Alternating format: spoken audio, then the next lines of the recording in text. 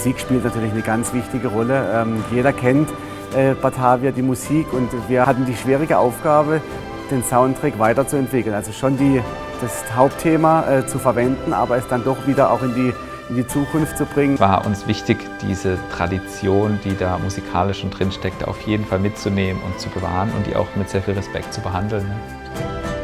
Im Unterschied zu dem alten Fahrgeschäft ist jede Szene wirklich einzeln als Raum getrennt und dementsprechend haben wir auch pro Raum Musik.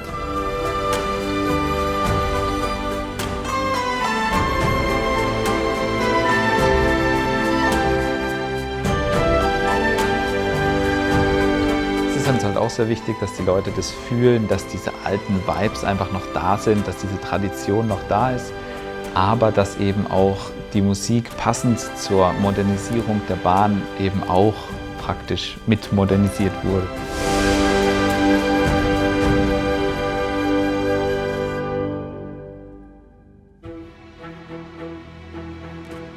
Die Unterschiede zum Alten, die halten sich in Grenzen. Layout ist sehr angelehnt an das, was wir davor schon hatten. Die Technik ist natürlich 30 Jahre jünger als die früher installiert war. Es gab Szenen, die waren relativ einfach gemacht. Wir haben zum Beispiel Batavia haben wir ja von einer holländischen Firma machen lassen. Die hat viel vorgefertigt, das ging dann relativ schnell. Es gibt andere Szenen, wie zum Beispiel unser Stelzendorf. Gerüste war eine lokale Zimmerei, die das gemacht hat. Das war ganz viel Kleinarbeit, aber die Arbeit hat sich gelohnt, weil man einfach sehen wird, wie toll und liebevoll das geworden ist. Hier haben wir den alten Lift zum Drop. Das war eine Rundgliedkette mit angeschweißten Laschen und wir haben jetzt, damit es etwas weicher ist, smoother, haben wir Reibräder in der Anlage drin.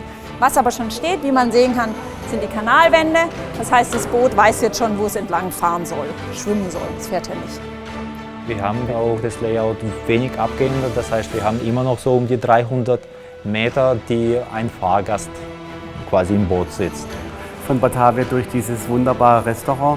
Es gibt eine Bühne, wo wir gerade stehen, aber kulinarisch werden wir neue Wege gehen. Wir werden ein frisches Salatbowl-Konzept machen, auch asiatische Nudel- und Reisgerichte, aber eben ganz frisch zubereitet für unsere Gäste. Wir haben dort auch wieder einen Außenverkauf nach außen, aber auch nach innen. Wir werden dann hier auch, wenn es dann wieder möglich ist, auch Indonesia Malam anbieten können in dieser wunderbaren Atmosphäre. Also ich freue mich natürlich unheimlich, dass gerade auch kulinarisch wir hier im Bamboo Bay dann wieder ein tolles Restaurant haben werden. Geplant sind 17 Boote, um eine hohe Kapazität zu erreichen. Wir können aber mehrere Boote dann wieder hier reinschleusen, wenn man die nicht braucht, wenn die Kapazität jetzt nicht so hoch sein muss, wie die vorgesehen ist. Dann können wir zum einen die Flussgeschwindigkeit etwas verringern und somit braucht man auch eventuell nicht so viele Boote. Irgendwann kommen wir dann zum Aufstiegsbahnhof. Da steigen die Gäste dann aus und danach ist aber für das Boot selbst die Reise noch nicht zu Ende. Über so enge und verwinkelte Gassen, wo richtig dunkel ist, wo keiner eigentlich rein darf, wird das leere Boot zum Lift befördert und kommt dann wieder zum Einstiegsbahnhof.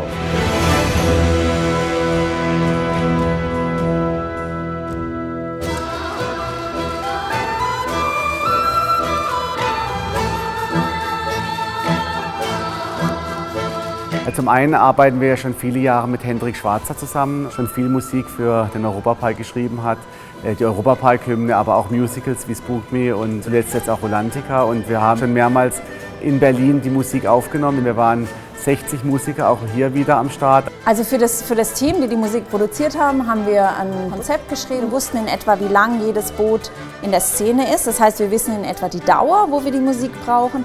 Und haben dann eben auch, natürlich die Szene beschrieben als eher schwer, eher ernst oder fröhlich. Und daraus entsteht dann ein Arrangement. Das haben wir auch im Team auch gemacht. Also waren mehrere Komponisten beteiligt, die daran arrangiert haben. Aber was ganz besonders auch bei diesem Soundtrack war, dass wir die asiatischen Instrumente im Land selbst, in China, aufgenommen und haben das dann zusammen arrangiert. Das Gusheng ist ein Instrument, eigentlich ein Traditionsinstrument. Und das ist zum Beispiel auch ein Instrument, was wir wiederverwendet haben. Und ich glaube, das ist halt genau der Punkt, dass wir eben versuchen, einerseits einen Orchesterscore zu schreiben und den aber dann zu erweitern mit diesen asiatischen Instrumenten. Spannend, speziell bei Piraten in Batavia ist ja, dass wir auf der einen Seite haben wir die Holländer und die Geschichte der Piraten, die sehr rau ist, und auf der anderen Seite, kontrapunktisch dazu, gibt es diese ganze asiatische Welt, die eher sehr fein ist, die ja auf pentatonischen Skalen basiert. Und die beiden Sachen sich wiederum gegenüberzustellen, das ist eigentlich das Interessante bei dem Projekt auch wieder gewesen.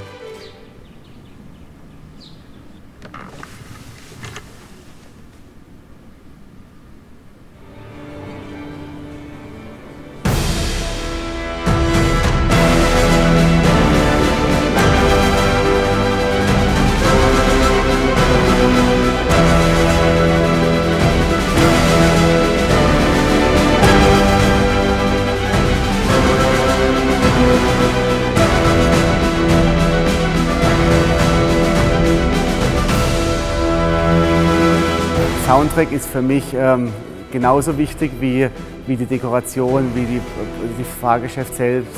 Das war wieder ein unheimlich emotionaler Moment, die Musik dann letztendlich wieder zu hören.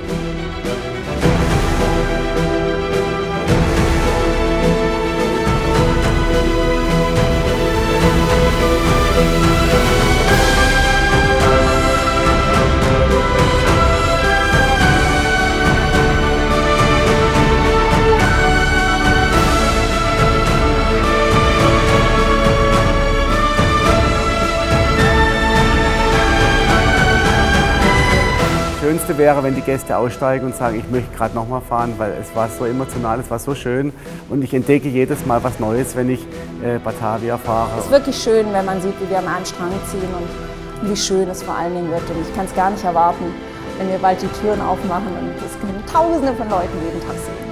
Deswegen kann ich nur jedem empfehlen, einfach vorbeikommen, Piraten in Batavia zu fahren. Es ist wirklich eine ganz tolle Attraktion. Ich habe schon richtig Urlaubsfeeling, wenn ich hier bin, weil das alles so wunderschön grün ist. Das jetzt noch im Wasser, das ist einfach ganz toll geworden.